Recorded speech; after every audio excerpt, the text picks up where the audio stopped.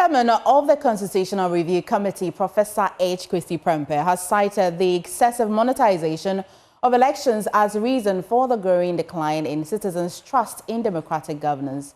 The latest 2024 Afrobarometer report has revealed a sharp 29% point decline in citizens' satisfaction with the country's democracy since 2017.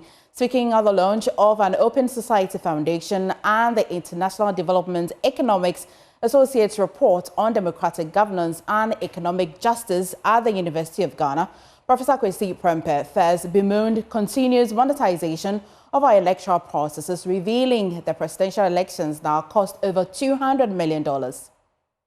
When you read the report that is being launched today, you would find some very staggering statistics, right? And it's not just a Ghana problem. Not only in Ghana are we running elections where candidates are putting up millions of dollars, tens of millions. At the presidential level, over $100 million is what it takes.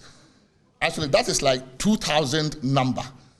Currently, it's probably double or triple. We don't even know. That's the problem, right? You need about $200 million probably to win a presidential contest. How many of you here are ever going to be in that category, in that cohort of candidates, right? Even the parliamentary level, including at the primary level, it's just impossible, right? You cannot have that kind of a democracy and expect it to be developmental. So we need to worry about things like campaign finance, regulation of internal party democracy. If the parties are the building blocks of our democracy, because we call it multi-party democracy, then what happens in that party? What happens in those parties? What those parties stand for? How they behave, how they choose their leadership. But if you have rules like you have to nurture the constituency, what does that mean? You understand what it means. Before you are chosen by the party oligarchs at the constituency level, you must prove that you have nurtured the constituency. It's one of the rules in some of the parties. What does that mean? You must have fed them while you were out of power or in power with a lot of money. Where are you going to get that from? Let's go live to my colleague James Veji. Now, James, there are many solutions that have been suggested to address. Are there some solutions that have been suggested to address these challenges? Well, a number of solutions have been coming up, but specifically to the problem Prof talks about. When I caught up with him later, you know that one of the key rules or laws we have for some of these issues are the Political Parties Act, which enjoins the Electoral Commission to audit the financial books of some of these political parties, of all political parties in Ghana. But the challenge has been the implementation of this particular act.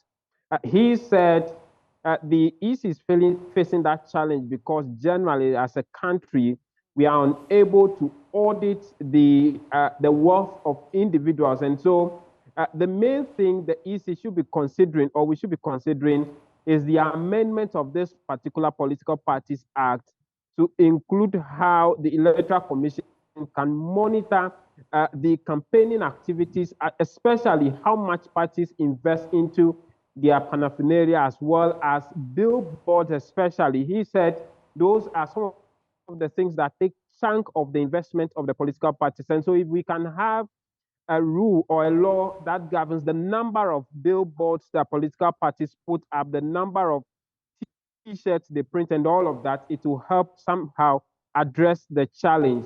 One other issue that's come up is about the insurgency of coups in countries across neighboring countries around Ghana. The lead researcher for this particular report thankfully says that their report indicates that this challenge is a Francophone country challenge where they have issues with France and all of that. And so they are saying that they do not see this trickling to other countries, especially the Anglophone countries. But he calls for more investment in education and employment specifically in order to prevent some of these insurgencies for reaching countries like Ghana as well. MFR. Right. Thank you so much, James, for bringing us that update.